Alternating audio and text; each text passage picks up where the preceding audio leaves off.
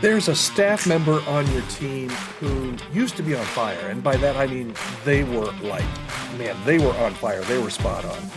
They read everything. They asked great questions. They were always prepared. They brought fresh ideas to the table. And you've noticed something. Now it just seems like they just show up. They're doing a good job. They're doing the job, and they're doing it well. They say the same things that they said 3 years ago. But here's the uncomfortable part. The change might not be with them. It might be with you. There's a silent killer on church staffs that nobody really talks about. It's not burnout. It's not moral failure. It's not even conflict. It's the leader who stopped learning. And that's what we're going to talk about today. It may be a little convicting. Hopefully you're up for that and you'll continue to listen to today's podcast. Hi there. My name's Todd Rhoades, one of the co-founders over at chemistrystaffing.com, and I'm also the host right here on this podcast you're listening to. We call it the Healthy Church Staff Podcast. Let me show you what I described at the top of this podcast actually works. It's really a plateau that you don't see coming, and it doesn't happen overnight. You hit a season where you finally feel competent, you know your role, you've got systems, you've preached that series, you've led that team, you've navigated that conflict, and somehow in there, you stop asking. So you stop reading the books, you stop asking mentors, you stop attending conferences, not because you're lazy, more because you're busy, and because if you're honest, you actually feel like maybe you've arrived a little bit. But here's what happens next. It's really a drift that a lot of people don't see coming. Your ideas get stale, but you don't notice. Your team starts solving problems without you, not because you empowered them, but because you're not growing with them. You start repeating yourself a lot. You notice that you're repeating yourself, and you're like, I don't know if I've told this person that story or not. Turns out you have. Your passion shifts from what could be to what we've always done. And you get a little defensive when somebody suggests a new approach. And the worst part that you're starting to notice anyway, is that your team felt it before you did. And this is what it looks like. This is what I said at the top of the podcast. They stop bringing you ideas because you've become predictable. They stop asking your opinion because they already know what you're going to say.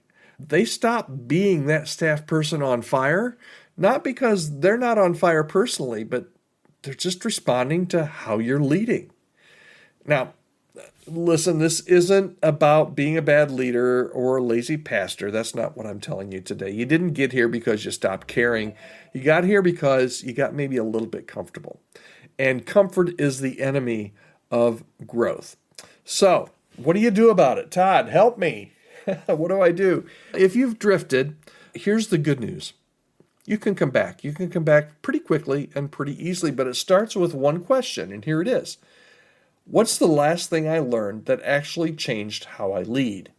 What's the last thing that I learned that actually changed how I lead? And if you can't answer that in the last 6 months, chances are you've plateaued in your leadership. So reignite that curiosity by reading outside your echo chamber. Pick up a business book, maybe a biography, something that stretches you. I'm getting ready to go on vacation, so I'm gonna do this. I'm gonna read a biography. I'm gonna read a historical book, something that just is outside of something I would normally do, but something that's gonna stretch me a little bit. Maybe you find a peer who's ahead of you in one area and ask them out to coffee. Not to be inspired, just to pick their brain and to be trained, not to teach them or to mentor them. Make learning a rhythm again, not an event. Block some time on your calendar for it, because what gets scheduled actually gets done. At least it does on my calendar. And here's the leadership move, okay? And this is important. Model it for your team. Talk about what you're learning. Admit when you don't know something. Celebrate growth over arrival. Because here's the thing about a leader who stops learning. If you're not growing, your team won't either. Culture flows from the top, even if you're not the senior leader. If you lead from a place of, hey, I've got this figured out, your team will coast too. But if you lead from the I'm still learning mindset, you give permission for everybody else to grow. You create a culture where curiosity is valued over certainty, where asking questions isn't a sign of weakness, it's a sign of health. I often mention Patrick Lencioni. I think I did yesterday, actually. But Patrick says this. He says the best teams are the ones where leaders are humble, where leaders are hungry, and where leaders are smart. And you can't stay hungry if you stop feeding yourself. So here's the staff culture piece. This really isn't about you. Look around your team. Who's plateaued?